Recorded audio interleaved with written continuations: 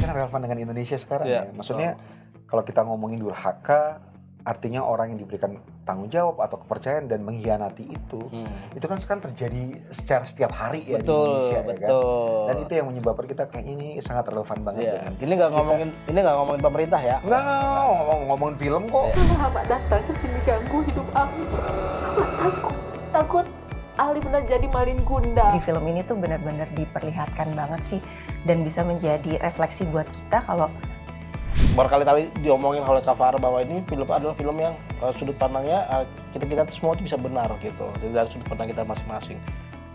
Kalau Farah bisa adegan yang sangat intens banget tuh, waduh, begitu cut langsung. Oke. Apa nih, gorengan apa nih? Ya, bisa ya. Bisa wah gitu ya, memang pemutusnya adalah makanan.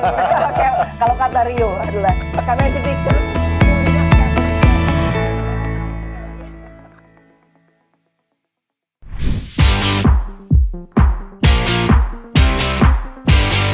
Halo Sobat Tempo, kembali bertemu bersama saya Yuda Iqbal Maulana di acara Bincang Santai Ngopi, Ngobrol Inspirasi Movie Talk.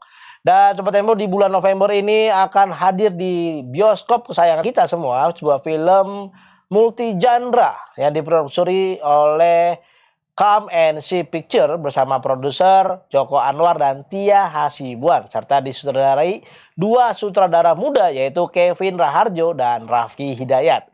Film ini berjudul Legenda Kelam Malin Kundang yang terinspirasi dari folklore paling ikonik di Indonesia yaitu Malin Kundang. Dan film ini akan menafsirkan kembali tentang legenda-legenda yang udah ada di zaman dulu dan ada di kepala kita. Dan seperti apa dramanya nanti akan kita lihat. Dan film ini dibintangi oleh Rio Dewanto, Faradina Mufti, Foni Anggraini, Jordan Omar, dan Nova Eliza. Penasaran seperti apa? Mari kita lihat tayangan berikut ini. Malu lihat emak yang kotor hina dari kampung. Kamu dipukulin sama bapak kamu. Ibu kamu nyelamatin kamu. Tapi ternyata bapak kamu malah ngambil pisau dan akhirnya nyabet tangan kanan ibu kamu. Mak,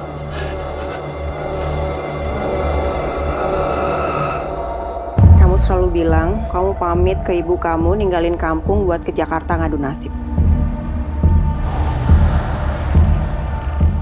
Aku ingat waktu pertama kali ketemu kamu, kelaparan. Terus kamu lewat sama papa kamu, beliin aku makan. Terus papa kamu ngasih aku kerjaan di galerinya. Gak lama setelah itu, aku ngajak kamu pacaran. Terus beberapa tahun kemudian aku ajak kamu nikah.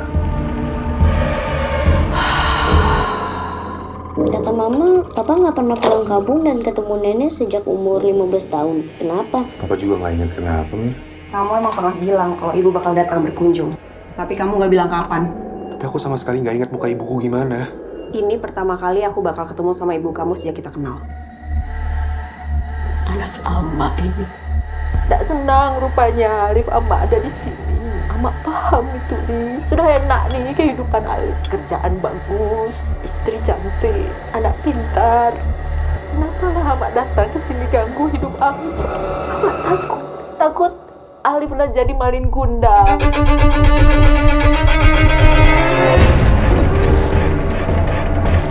Bajunya, tasnya, semua udah gak ada. Dia udah pergi dari sini.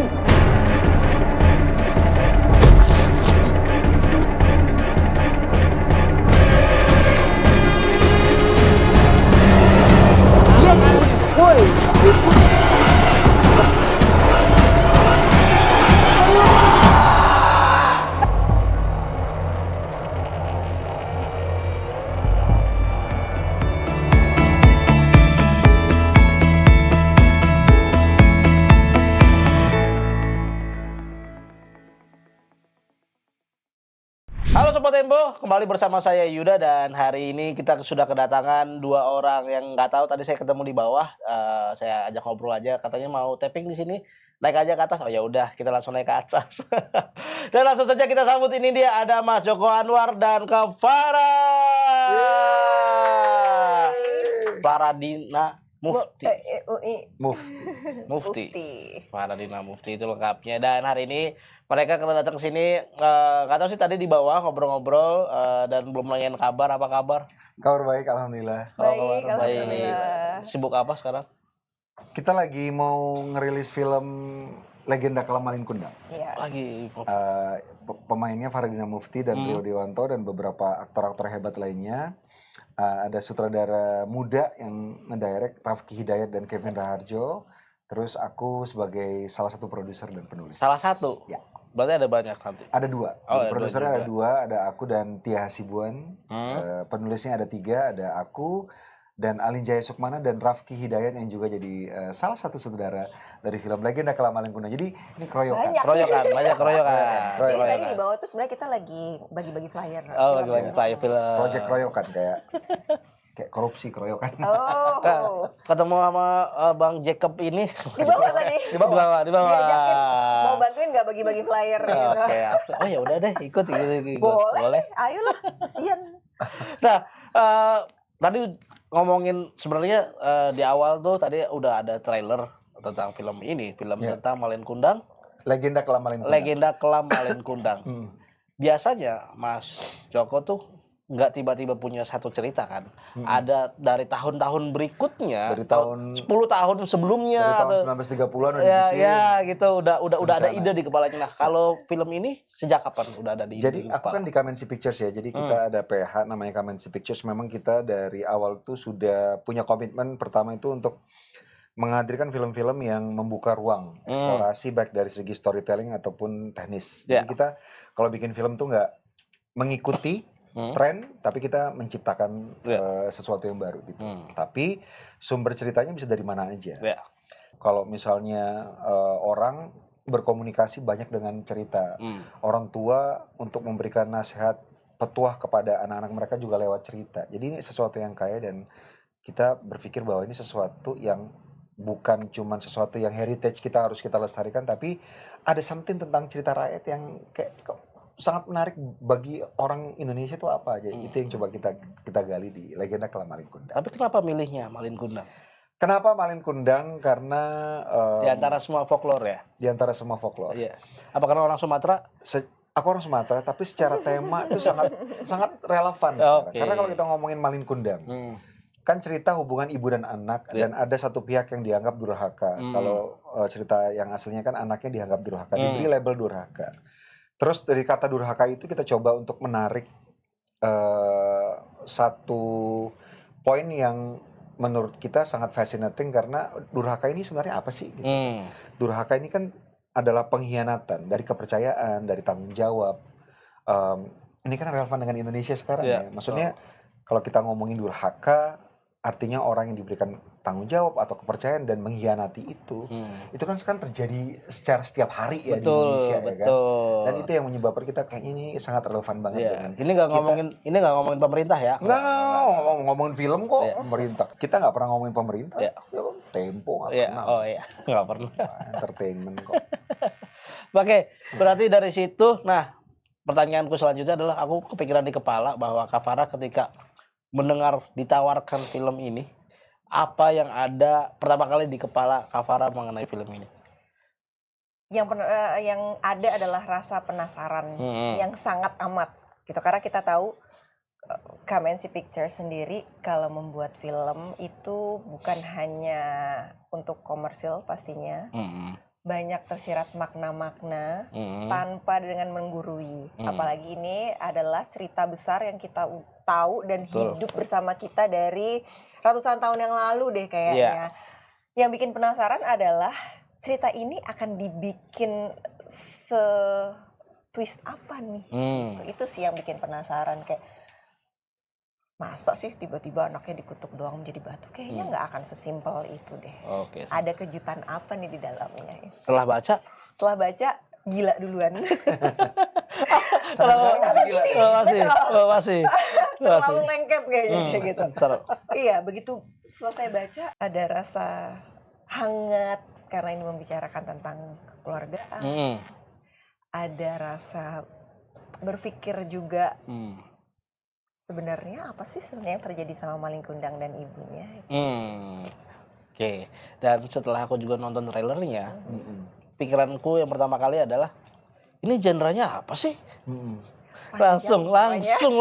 Ini genrenya apa sih? Kok jadi misterius gini? Kok jadi gini? Iya kan? Sebel. Mana pocongnya? Nggak ada. Biasanya gitu. Enggak. Salah film. Oh, salah film. Mana pocong ya? Enggak. Kalau bisa dijelasin, genrenya ini arahnya kemana sih? Kalau genrenya drama psychological thriller. Kok dari film cerita rakyat yang udah melekat ceritanya di kepala, sampai ada filmnya di tahun 1971 ya? Betul. Itu kayaknya lebih ke religi ya? Drama religi gitu. Enggak Zaman dulu juga thriller. Oh, itu sama? Thriller juga. Oh, saya belum nonton sih. Kan kalau ada orang dikutuk, apalagi ibu mengutuk anak jadi batu, kan kita nggak ketawa ya kan? Berarti bukan komedi, ya kan? Terus kan kutukannya nggak mungkin sambil salto kan? Nggak mungkin action. Iya. Tentunya drama.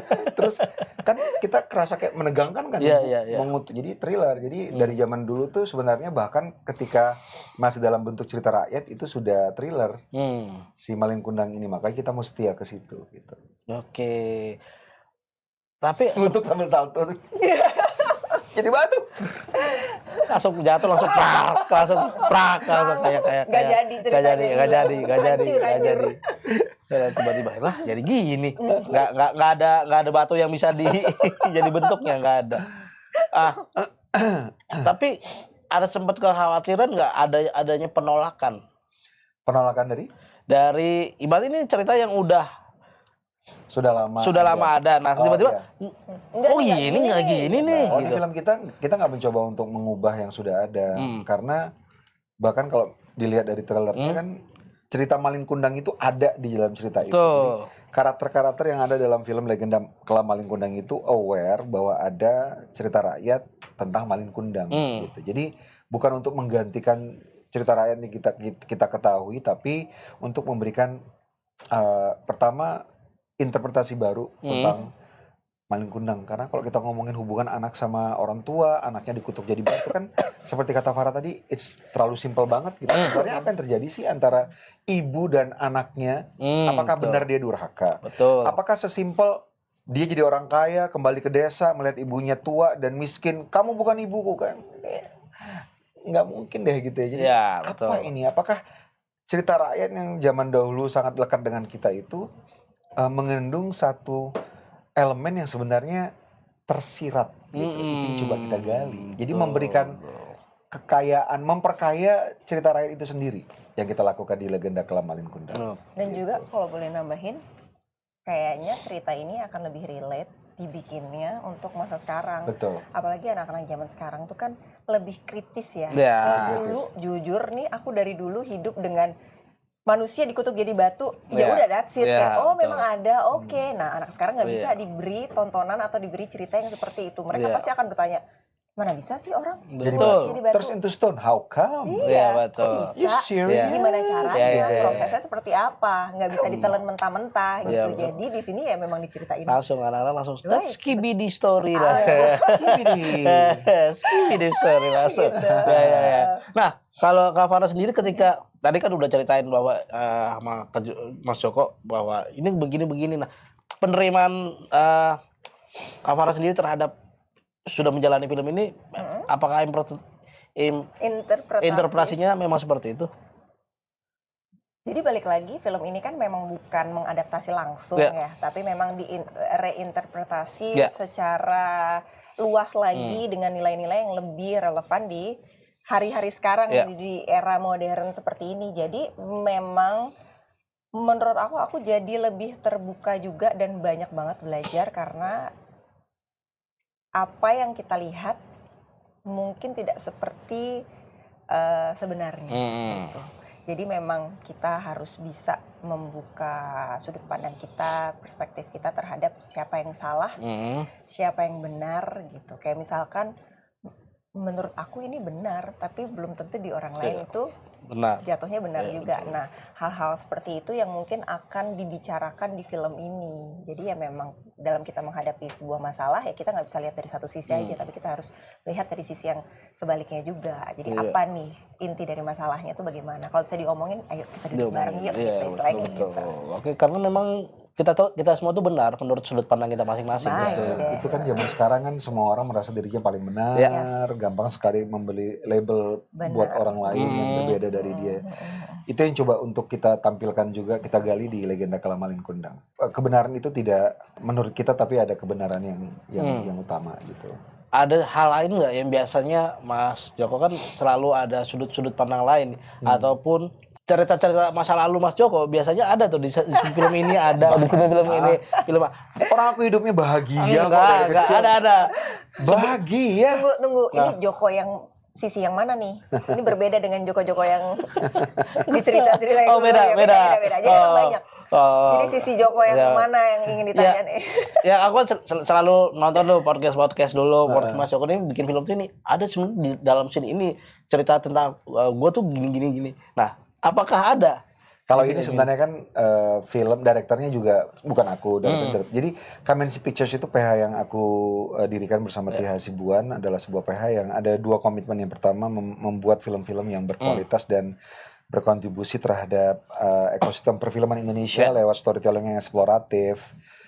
Yang kedua juga membuka pintu dan kesempatan bagi filmmaker baru. Jadi kita memberikan film ini kepada Rafki Hidayat dan Kevin Raharjo untuk mereka sutradarai karena mereka memang punya potensi dan bakat yang luar biasa untuk jadi suara baru dalam perfilman Indonesia. Satu itu. Dan kalau kita ngomongin apa yang mau kita tampilkan, salah satunya tadi kan kita mencoba untuk menggali kembali cerita rakyat, memberikan arti baru, reinterpretasi dan memperkaya cerita rakyat. Tapi satu hal lagi mungkin yang paling depan yang ingin kita ketengahkan adalah masalah bagaimana manusia membangun kepribadiannya itu lewat memori kan. Jadi relevan banget secara tema dan secara poin dari Malin Kundang untuk zaman sekarang. Berarti secara pilihan soal protagonis dan antagonis juga dikembalikan kepada sudut pandang penonton di film ini? Iya, kita nggak punya protagonis antagonis sih. Dalam film apapun kayaknya Kamensi Pictures dari kayak Sisa Kubur, film pertama kita,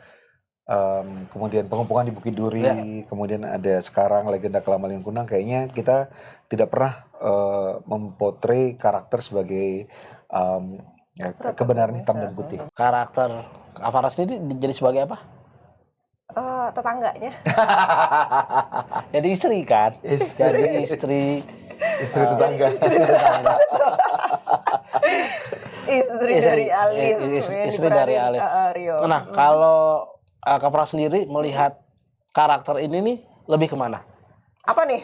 Protagonis atau antagonis? Ya, melihatnya dari sudut pandang sendiri ya. Susah juga, namanya juga manusia ya. Iya, betul. Ada sisi prota dan antagonisnya juga. Jadi karena aduh takut. Mungkin membantu kalau misalnya diberitahu ke teman-teman bahwa kalau kita bikin film, penulis dan sutradaranya itu harus membuat biografi dari setiap karakter. Dari mulai dia lahir sampai dia masuk ke cerita. Nah, kalau misalnya satu karakter based on biografi dia, kan itu nggak semuanya dari kecil dia ketika lahir langsung mukul orang, dia antagonis. Enggak kan? Ada banyak yang dia lalui sehingga tindakan yang dia lakukan itu adalah untuk basically untuk survival kan, supaya dia bisa either betul-betul survival untuk bisa tetap hidup atau untuk bisa menjaga sesuatu yang dia anggap sebagai tempat yang aman buat dia. Gitu. Ini pertanyaannya ya gitu sih, menjebak ini sebenarnya. Cuma dia pengen tahu soalnya. Enggak, ya betul. Kok sus banget ini si Nadine. Iya betul. Alif. Tapi pada intinya sih, secara garis besar sebenarnya mereka itu adalah sebuah keluarga yang cukup saling menyayangi satu sama lain, seperti family goals lah gitu. Punya anak, anaknya juga pinter, menyenangkan, semua saling menyayangi, saling mendukung gitu, sampai akhirnya sesuatu yang terjadi pada Alif, sehingga dia kehilangan sebagian ingatannya, dan disitulah baru kelihatan nih Nadine ini perannya sebenarnya seperti apa sih gitu. Apakah dia memang membantu untuk mengingat kembali masa lalunya si Alif ini. Betul. Sedangkan kalau misalkan kita lihat di trailernya kan kayak dia nggak pernah mengenalkan orang tuanya atau keluarganya ke si Nadine ini gitu. Jadi ya apa nih yang sebenarnya terjadi setelah itu? Tapi intinya ya namanya juga manusia, semua punya rahasianya masing-masing. Iya kan, Nadine ini aku lihat trailernya adalah orang yang orang tuanya mengangkat Alif ini dan akhirnya menikah sampai dewasa. Baik banget nih. Baik banget. Based on cinta menikahi Alif ini. Jadi dia nggak melihat. Nggak tahu sih. Soalnya kan cuma trailernya doang. Iya, emang ngorek dia. Nice try. Gitu, masa sih gitu. Ya gitu lah Tapi kan ya saya lagi di kepala aku juga masih tersimpan cerita Malin Kundang zaman dulu, bahwa ini juga nggak cuma sekedar konflik antara anak dan juga ibu, tapi juga sama antara istri dengan juga mertuanya, ibu mertuanya. Di dalam cerita itu kelihatannya kayak anaknya dan si istrinya lah yang jahat gitu, bahwa mereka nih emang nggak mau mengakui si ibunya. Begitu. Nah, di sini juga ya. Di sini juga seperti itu apa enggak gitu. Sebenarnya kita ngomong kalau di film Legenda Kelam Malin Kundang kita lebih dari sekedar siapa yang salah, siapa protagonis dan siapa antagonis, karena bahkan kalau misalnya kita ambil kita ambil cerita Malin Kundang itu sendiri ya. Ada seorang anak yang tadinya miskin merantau kemudian jadi sukses kayak Sagar yang kaya, ketemu sama ibunya yang miskin dan tua, dia nggak mengakui ibunya.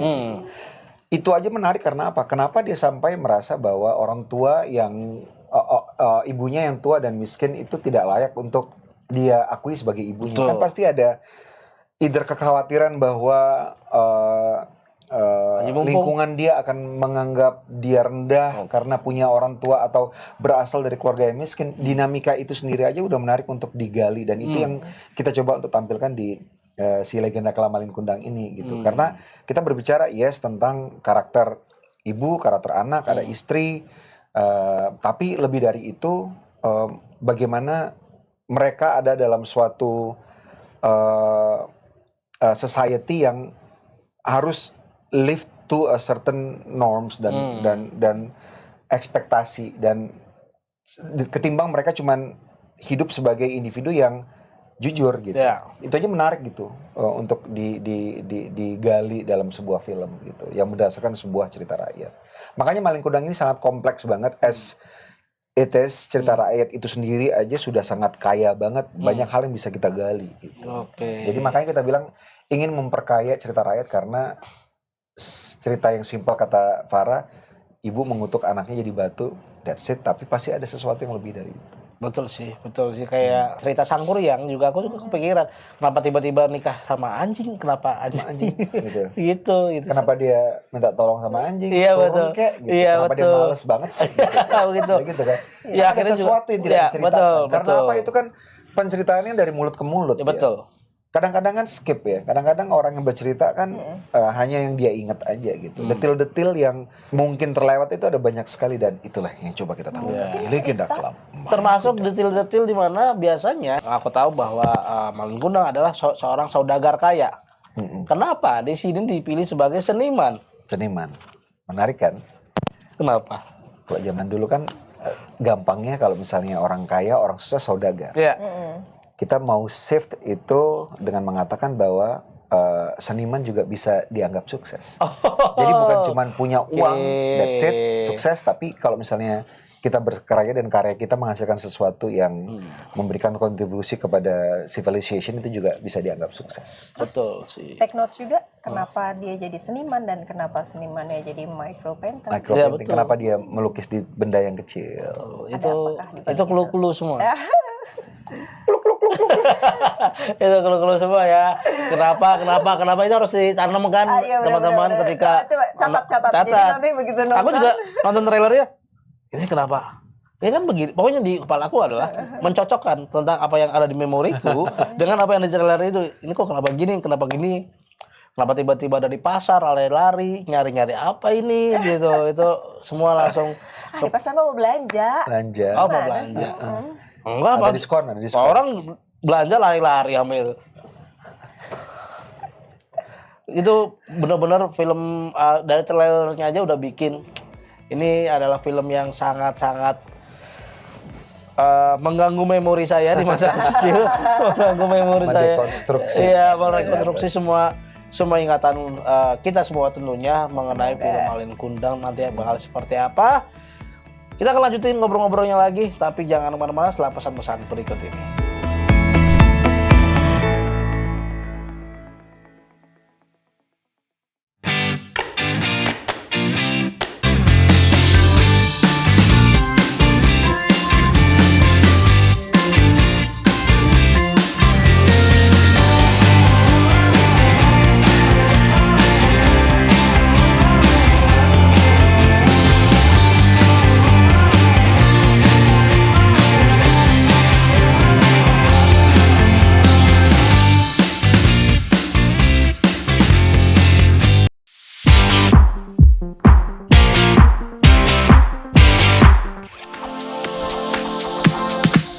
Cantik itu bukan tentang kesempurnaan, bukan pula tentang memenuhi standar. Cantika.com hadir memenuhi kebutuhan perempuan atas berbagai peran yang dijalani.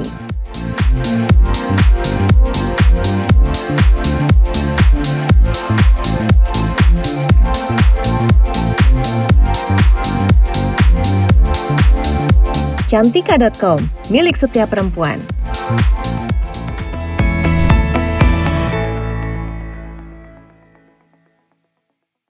Halo Sobat Tempo, dan masih kembali bersama saya Yuda, dan kali ini masih tetap ditemani oleh dua orang yang saya temuin di bawah.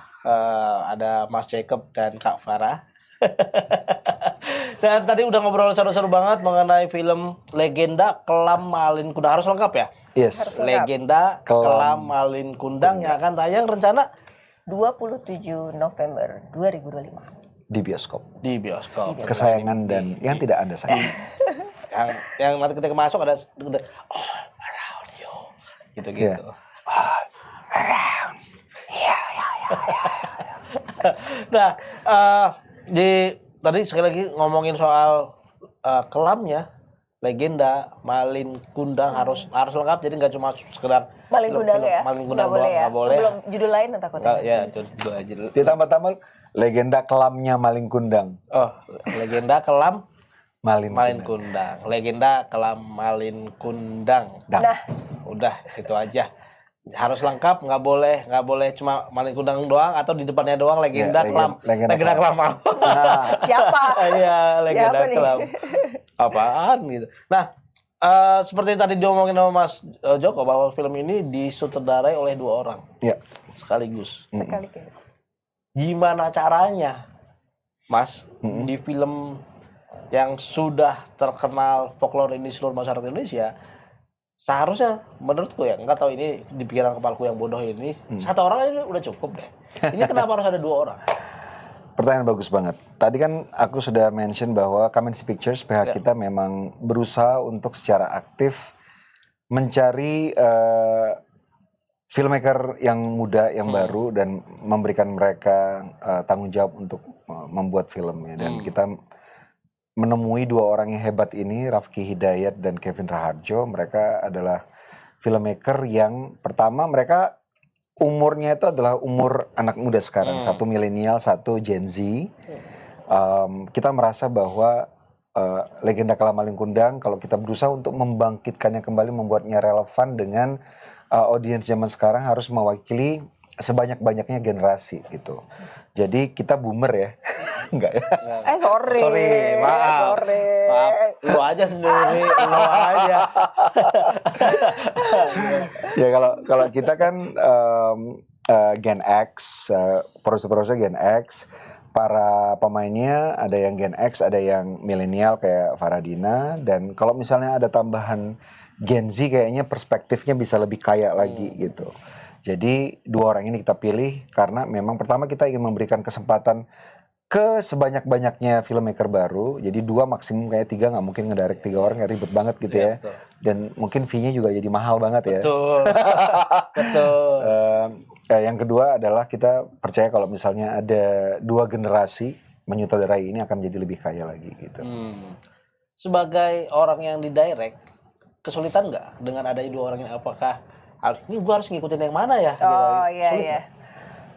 Surprisingly dan menariknya adalah mereka itu walaupun kepribadiannya berbeda banget, tapi mereka punya dan bisa menyatukan misi mereka dari awal pertama.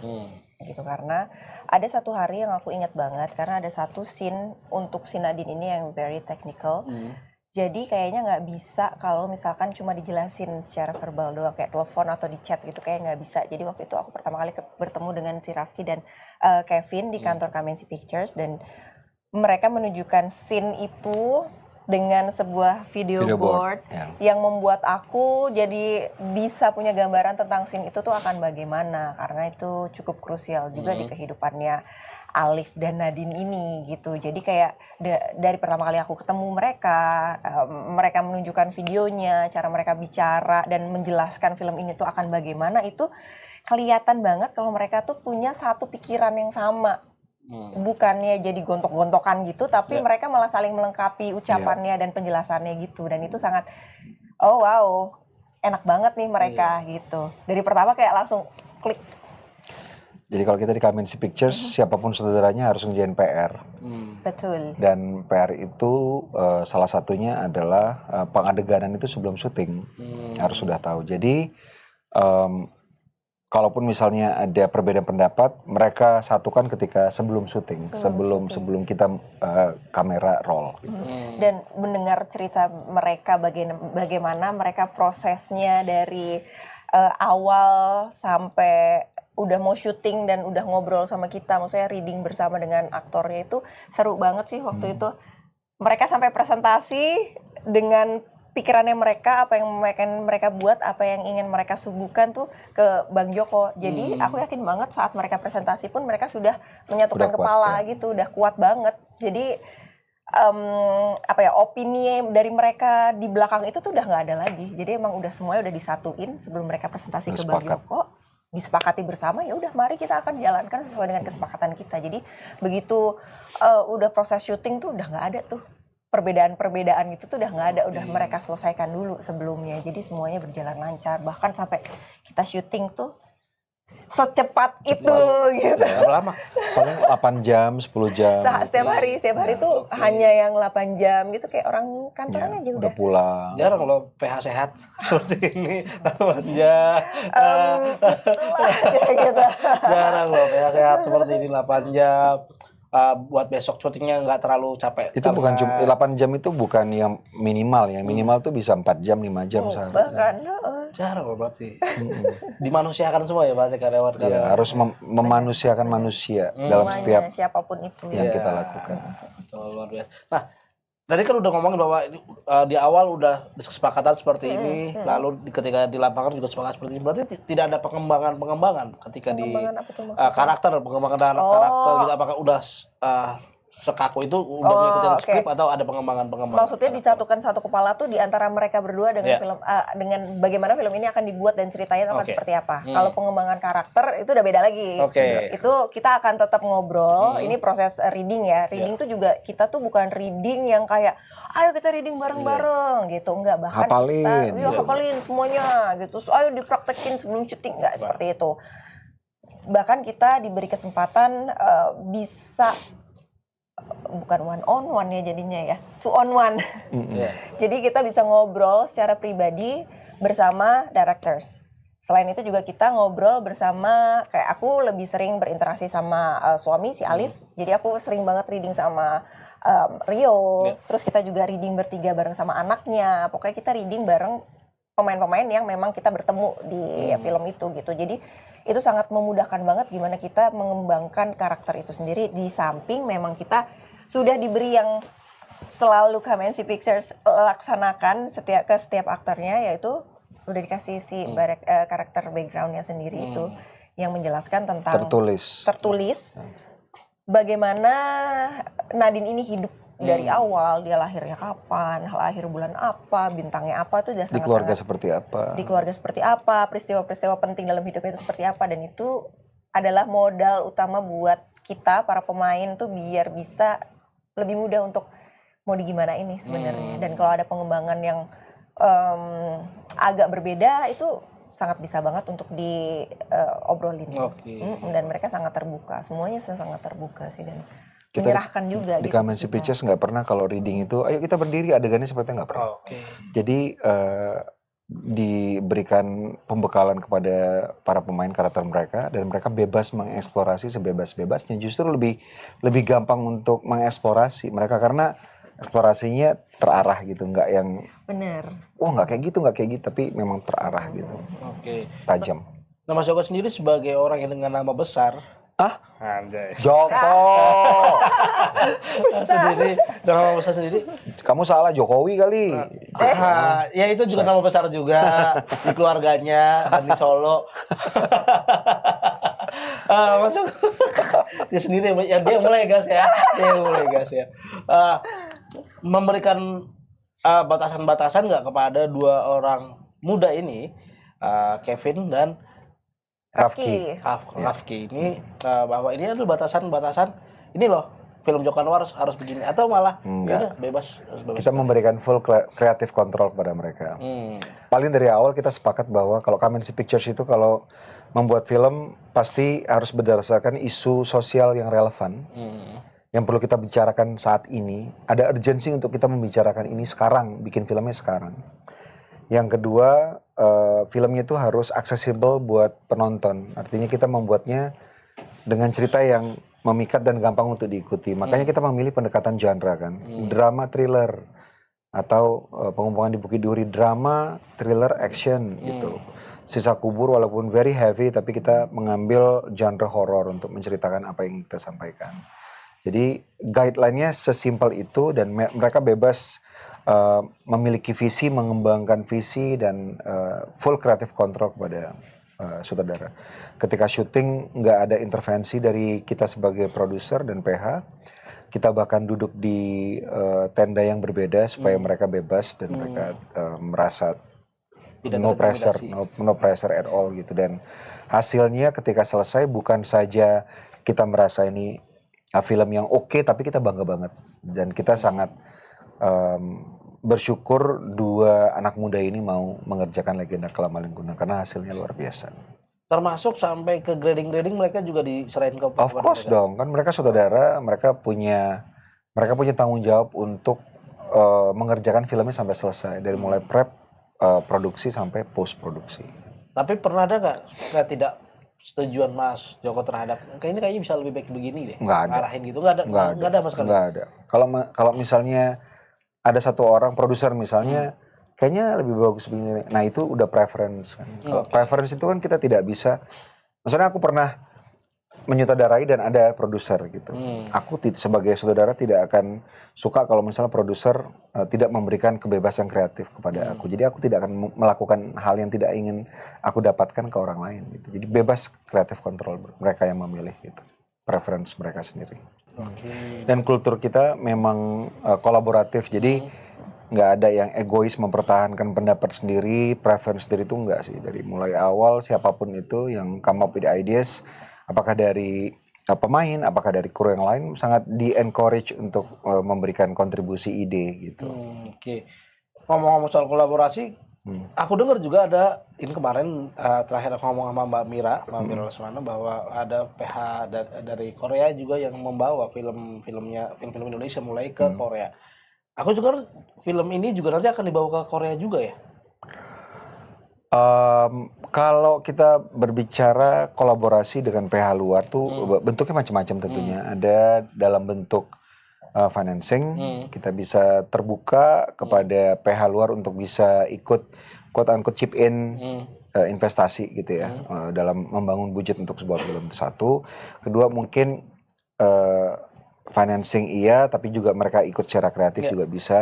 Terus satu bentuk lagi mereka bisa bertindak sebagai sales agent. Jadi film yang sudah kita produksi, kemudian mereka akan bawa dan mereka akan berusaha untuk jual ke either ke negara-negara lain atau ke distributor dari satu region gitu. Jadi kerjasama dengan PH-PH luar tuh sebenarnya biasa banget. Jadi bukan sesuatu yang baru, bukan sesuatu yang new highlight gitu, enggak sih. Tapi kayak Legenda Kalamalingkundang kita bekerja sama dengan satu PH Korea, mereka sebagai sales agent gitu. Dan mereka akan tentunya bukan akan cuman mencoba untuk membuat filmnya didistribusikan di Korea, tapi juga di seluruh dunia gitu. Jadi bukan sesuatu yang baru atau sesuatu yang wah gitu. Kalau di luar negeri, luar Indonesia kita nggak menggunakan Legenda Kalamalingkundang judulnya, tapi Smothered. Smothered. Iya, Smothered. Smothered itu kan dibekep ya, artinya dibekep. Tapi ada hubungan sama mother. Ya, makanya huruf mother-nya jadi lebih besar. S-nya kecil, E-D-nya kecil. Jadi kalau baca gini, smothered. Coba tolong Yuda. Smothered. Yes, Farah? Smothered. Ya, harus gitu. Pas, iya kemana harus naik ya? Harus mother. Jadi M-nya kan gede. Ya, smothered. Jadi judulnya itu nanti luar, ya. Berarti ketika nanti nyampe di orang luar, berarti orang-orang memang mereka sudah lepas dengan kata-kata Malin kundang. Malin kundang. Oh iya. Ya. Makanya itu kenapa smother. Smother. Bahasa Inggrisnya malin kundang apa? Malin kendang. Kandang dong jadinya, kandang. Nah, smother. Nanti kebawa mimpi loh. Oh iya, nanti gue smother. Kafara sendiri merasa punya tanggung jawab apa terhadap film? Apakah cuma sekedar nanti setelah nonton film ini mulai udah gue sebagai aktor aja, atau punya tanggung jawab sendiri, gue nih harus begini nih. Sorry, seperti apa? Yang kita lakukan ini adalah salah satu tanggung jawab kita agar menyebarkan sebenarnya film ini tuh seperti apa sih gitu. Karena setiap aku main film aku selalu ingin mempunyai film ini gitu. Jadi kayak ya ini adalah bagian dari cerita hidupku film ini. Jadi aku pasti akan terus untuk menggaungkan ini sih. Saat ini udah lepas belum dari karakter? Ya udahlah.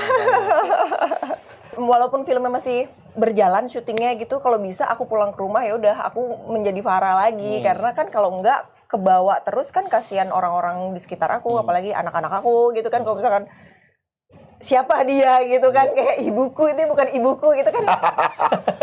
Kasihan loh mereka. Kayak judul apa ya? Betul. Itu ya? Bukan ibu, kayak judul apa ya? Kayak pernah denger ya ternyata ya. Kalau Farah bisa adegan yang sangat intens banget tuh, waduh, begitu cut langsung. Oke. Apa nih, gorengan apa nih? Bisa ya. Bisa Wah gitu ya, memang pemutusnya adalah makanan. Kalau kata Rio adalah Kamensi Pictures punya catering yang mantap sekali. Ya sebagai PH yang sehat dan cuma 8 jam sampai 4 jam kayaknya wajar aja orang setelah itu bisa lepas, bisa santai kayaknya. Iya benar, tapi itu juga dari environment-nya juga sih, semua ngebikinnya itu bukan yang pressure walaupun ceritanya berat, tapi ya di luar itu ya kita tetap diri kita sendiri. Oh, itu salah satu alasan milih NC Picture karena emang udah terkenal makanan enak. Itu ya, udah terkenal ya Mas ya. Jajanan ada nih mau apa, gorengan. Oke. Kalau makanannya nonstop kan orang udah makan lah. Iya. Itu kan kebutuhan kita yang paling utama. Nggak, kita kerja santai. Tapi kan film-filmnya gore sebanyaknya gore nih. Banyaknya film-filmnya Mas. Kan dilihat di hasilnya. Ya. Jadi setelah makan. Dia pernah kita syuting dalam kuburan, lempar tanah, lempar darah, begitu cut ketawa-ketawa makan. Selesai. Oh, nggak ngaruh. Syutingnya itu ketawa-ketawa terus. Walaupun darah-darah di mana-mana. Aduh, tunggu, ya udah sini. Aduh, penasaran banget jadi pengen datang di tempat syutingnya. Abang mau ngerasain makanannya. Mau ngerasain makanannya doang. Apa yang dibilang Farah, wah apalagi kalau dari Rio, pasti dia sangat bangga dengan kuliner. Bukan dengan kata-kata ini, catering ini, karena kayak wah, Kamensi Pictures sih cateringnya sih parah banget. Karena orang-orang Kamensi Pictures tukang makan, jadi kalau makanan gak enak kita juga kesel. Kak Farah, dari semua tadi udah dijelasin bahwa di awal tadi filmnya seperti apa, lalu proses syutingnya seperti apa. Kalau misalnya mau berkali-kali diomongin oleh Kak Farah bahwa ini film adalah film yang sudut pandangnya kita semua itu bisa benar gitu dari sudut pandang kita masing-masing. Tapi ada nggak sih hal lain yang sebenarnya pengen disampaikan lewat film ini yang dari tadi belum sempat diomongin? Kita udah ngomongin soal kebenaran, ngomongin soal dinamika orang tua, ibu dan anak. Tapi yang paling coba kita bicarakan sebenarnya adalah trauma antar generasi. Jadi kadang-kadang kita merasa bahwa kita take it for granted, keluarga itu harus ada, that's it lah, ada orang tuanya, ada anaknya gitu ya.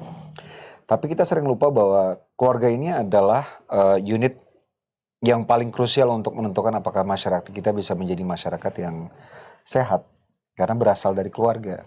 Dan biasanya keluarga yang bisa menciptakan ruang aman bagi seluruh anggota keluarga adalah keluarga yang bisa memutuskan trauma antar generasi. Jadi kita sebagai orang tua pastinya menerima pendidikan dari orang tua kita sebelumnya yang juga mengalami membawa trauma dari generasi sebelumnya dan diwariskan ke orang tua kita. Dan apakah orang tua kita mewariskan ke kita, apakah nanti ketika kita menjadi orang tua kita akan tetap mewariskan ke anak kita dan seterusnya, apakah kita stop gitu. Jadi yang ingin kita bicarakan yang paling penting juga di sini adalah tentang trauma antar generasi yang bisa kita stop kalau misalnya kita sadar bahwa keluarga itu adalah unit terpenting untuk menciptakan masyarakat yang sehat dan kuat gitu ya. Jadi harus kita stop itu trauma antar generasi. Terkadang orang-orang nggak sadar bahwa itu tuh trauma yang dalam dirinya itu tuh agak susah sih. Kan kadang-kadang orang tua kan sering memperlakukan anaknya dengan terlalu keras. Ya. Karena kefrustrasiannya gitu, kefrustrasian karena dulu aku juga